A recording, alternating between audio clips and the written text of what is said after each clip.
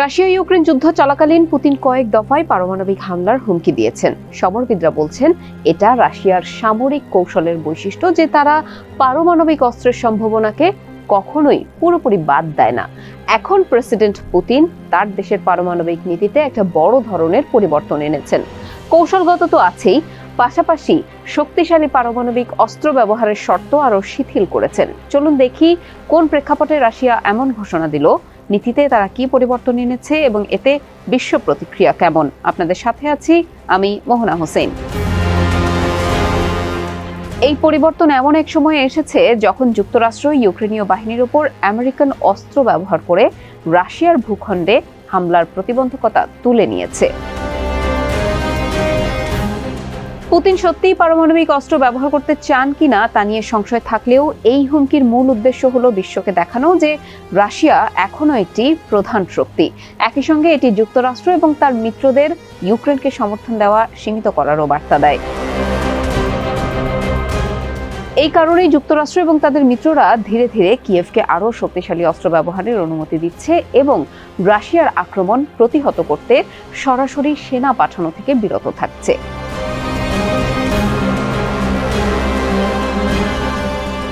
নতুন পারমাণবিক নীতিমালার অধীনে যদি কিয়েভ পশ্চিমা প্রচলিত অস্ত্র ব্যবহার করে রাশিয়ার ভূখণ্ডে আক্রমণ চালায়, তবে ক্রেমলিন পারমাণবিক অস্ত্র ব্যবহারের সিদ্ধান্ত নিতে পারে। এর আগে মে মাসেই পুতিন রাশিয়ার সেনাবাহিনীকে কৌশলগত অর্থাৎ স্ট্র্যাটেজিক পারমাণবিক অস্ত্র ব্যবহারের সম্ভাব্য পরিস্থিতির জন্য মহড়া দেওয়ার নির্দেশ দিয়েছিলেন।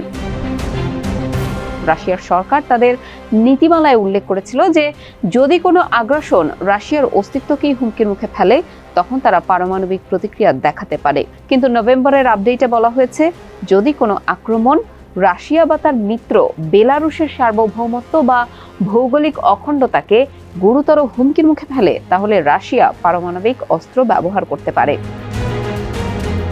নতুন নীতিমালায় পারমাণবিক আক্রমণের সম্ভাব্য লক্ষ্য শুধু সেই দেশগুলোই নয় যারা সরাসরি রাশিয়ায় আক্রমণ চালায়, বরং এমন কোনো রাষ্ট্রও হতে পারে যারা রাশিয়ার বিরুদ্ধে আক্রমণের প্রস্তুতি বা কার্যকর করার জন্য তাদের ভূখণ্ড ও সম্পদ ব্যবহার করতে দেয়, কিংবা রাশিয়ার ভূখণ্ডের হামলায় কেউ সহযোগিতা করলে তখনও রাশিয়া পারমাণবিক প্রতিক্রিয়া দেখাতে পারে। এই নীতিমালা আরও উল্লেখ করে যে শুধু আক্রমণকারী দেশ নয়, বরং রাশিয়ার ওপর যে কোনো আক্রমণকে সেই জোট বা জোটের সব সদস্যদের আক্রমণ হিসেবে বিবেচনা করা হবে। একইভাবে কোনো পরমাণু ক্ষমতাসম্পন্ন রাষ্ট্রের সহায়তায় বা অংশগ্রহণে কোনো পারমাণবিক ক্ষমতাহীন রাষ্ট্র রাশিয়ার প্রতি আগ্রাসন চালালে সেটিকে যৌথ আক্রমণ হিসেবে গণ্য করা হবে।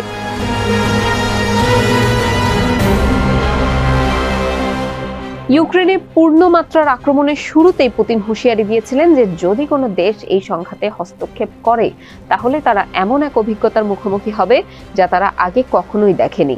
এটি তখন অনেকের কাছেই পারমাণবিক হামলার হুমকি বলেই মনে হয়েছিল। গত বছরের জুনে পুতিন জানান রাশিয়া আর কিছু কৌশলগত পারমাণবিক অস্ত্র বেলারুশে তারা স্থাপন করেছে। বেলারুশ রাশিয়ার মিত্র এবং ইউক্রেনে রাশিয়ার আক্রমণের জন্য একটি ভিত্তি হিসেবে ব্যবহৃত হয়ে আসছে। রাশিয়া নিয়মিতই তাদের কৌশলগত অস্ত্র ব্যবস্থার পরীক্ষা চালায়, যার মধ্যে আছে আন্তঃমহাদেশীয় ক্ষেপণাস্ত্র বা আইসিবিএম এবং স্বল্প পাল্লার ক্রুজ মিসাইল মহড়া। ফেব্রুয়ারিতে যখন ফরাসি প্রেসিডেন্ট ইমানুয়েল ম্যাক্রো ইউক্রেনে সেনা পাঠানোর বিষয়ে সরাসরি কিছুই বলতে অস্বীকৃতি জানান, তখন পুতিন নতুন রুশ কৌশলগত অস্ত্রের কথা উল্লেখ করেন। তিনি বলেন যুক্তরাষ্ট্র ও ইউরোপকে বুঝতে হবে যে রাশিয়ায়ও এমন অস্ত্র রয়েছে যা তাদের ভূখণ্ডের লক্ষ্যবস্তুতে আঘাত হানতে সক্ষম এবং এটি পারমাণবিক অস্ত্র ব্যবহারের সংঘাত এবং সভ্যতার ধ্বংসের হুমকি তৈরি করে। তার কিছুদিন পর মার্চে এক সাক্ষাৎকারে পুতিন তার অবস্থান থেকে কিছুটা সরে আসেন। তিনি বলেন ইউক্রেন যুদ্ধের সময় কৌশলগত পারমাণবিক অস্ত্র ব্যবহারের কথা তার মাথায় আসেনি এবং তিনি মনে করেন না যে রাশিয়া ও যুক্তরাষ্ট্র পারমাণবিক সংঘাতের দিকে এগোচ্ছে। এখন পর্যন্ত পুতিন রাশিয়ার সামরিক বাহিনীকে কৌশলগত পারমাণবিক অস্ত্রের পরীক্ষার অনুমতি দেননি। তিনি বলেছেন যদি যুক্তরাষ্ট্র পারমাণবিক অস্ত্র পরীক্ষা চালায় তখনই কেবল তিনি এমন পরীক্ষা করার অনুমতি দেবেন।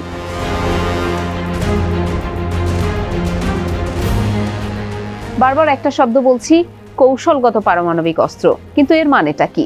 সাধারণত এতদিন যেসব অস্ত্র যুদ্ধক্ষেত্রে ব্যবহার করা হয়েছে বা হচ্ছে সেগুলোকে বলা হয় ট্যাকটিক্যাল মিসাইল শব্দটি এমন একটি অস্ত্র বোঝাতে ব্যবহার করা হয় যা যুদ্ধক্ষেত্রে ব্যবহার করা যেতে পারে। এটি সাধারণত তুলনামূলকভাবে কম শক্তিশালী ওয়ারহেডকে নির্দেশ করে, যেমন ধরুন ক্ষেপণাস্ত্র, রকেট বা টর্পেডোর বিস্ফোরকের সম্মুখ ভাগ বা মাথা, যা স্বল্প দূরত্ব থেকে ছোড়া হয়। এগুলো মাইন, আর্টিলারি, ক্রুজ মিসাইল বা বিমান থেকে ফেলা বোমার মাধ্যমে ছোড়া হয়।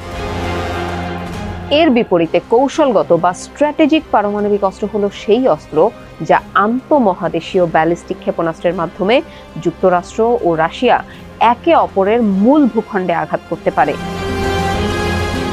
1970-এর দশক থেকে শুরু করে যুক্তরাষ্ট্র এবং সোভিয়েত ইউনিয়ন ভেঙে যাওয়ার পর যুক্তরাষ্ট্র ও রাশিয়ার মধ্যে অস্ত্র নিয়ন্ত্রণ চুক্তিগুলো মূলত এই স্ট্র্যাটেজিক বা কৌশলগত পারমাণবিক অস্ত্রের সংখ্যা সীমিত করার দিকেই মনোযোগ ছিল, ট্যাকটিক্যাল মিসাইলের ক্ষেত্রে নয়।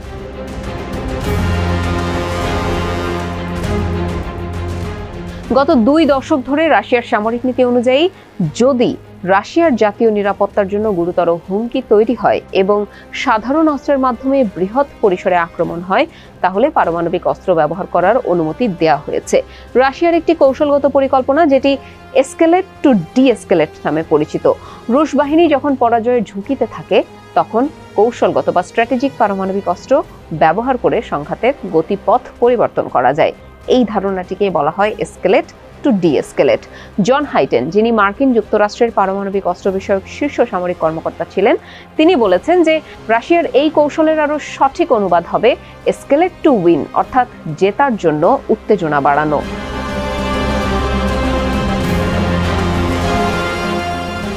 সমসাময়িক সময়ে সবচেয়ে শক্তিশালী কৌশলগত বা স্ট্র্যাটেজিক পারমাণবিক ওয়ারহেডের শক্তি কয়েকশো কিলোটন পর্যন্ত হতে পারে, আর অন্যদিকে যেগুলো এখন ব্যবহার করা হচ্ছে ট্যাকটিক্যাল মিসাইল, এগুলোর বিস্ফোরক শক্তি 1 কিলোটনেরও কম। কিছু কিছু আধুনিক অস্ত্রের ক্ষেত্রে সর্বোচ্চ 10 কিলোটন হতে পারে। একটা তুলনা দেই বোঝার জন্য। 1945 সালে যুক্তরাষ্ট্র জাপানের হিরোশিমা ও নাগাসাকি শহরে যে পারমাণবিক বোমা ফেলে, তাদের বিস্ফোরণ শক্তি ছিল যথাক্রমে প্রায় 15 কিলোটন এবং 20 কিলোটন।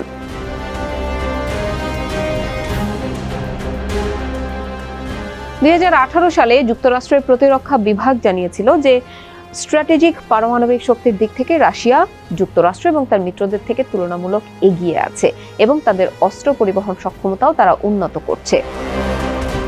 আমেরিকান সায়েন্টিস্টদের ফেডারেশনের গবেষকরা অনুমান করেন যে 2022 সালের শুরুর দিকে রাশিয়ার কাছে 4477টি পারমাণবিক ওয়ারহেড ছিল, এর মধ্যে প্রায় 1525টি ট্যাকটিক্যাল মিসাইল।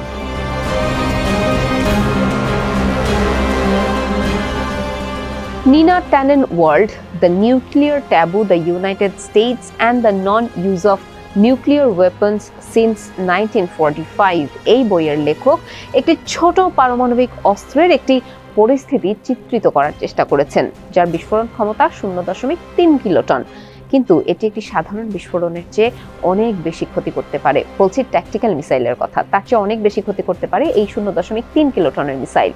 তিনি 2022 সালের মার্চে সায়েন্টিফিক আমেরিকান ম্যাগাজিনে লিখেছিলেন, এটি ছোট আকারের হিরোশিমার সমস্ত ভয়াবহতা সৃষ্টি করতে পারে, তবে যদি এটি ছোট ক্ষমতার পারমাণবিক বোমা সঠিক উচ্চতায় গিয়ে বিস্ফোরিত হয়, তবে এটি বিপক্ষ বাহিনীকে একেবারে মুছে ফেলতে পারে, কিন্তু হয়তো দীর্ঘমেয়াদী রেডিয়েশনের ক্ষতিটা করবে না।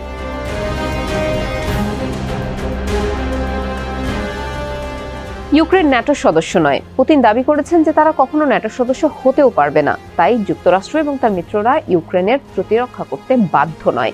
তবে পশ্চিমারা একটি পারমাণবিক আক্রমণের প্রতিক্রিয়া জানাতে চাপের মধ্যে থাকবে, সম্ভবত তারা নিজেদের স্ট্র্যাটেজিক পারমাণবিক অস্ত্র ব্যবহার করতে পারে। এরপর কি ঘটবে তা বলাটা মুশকিল।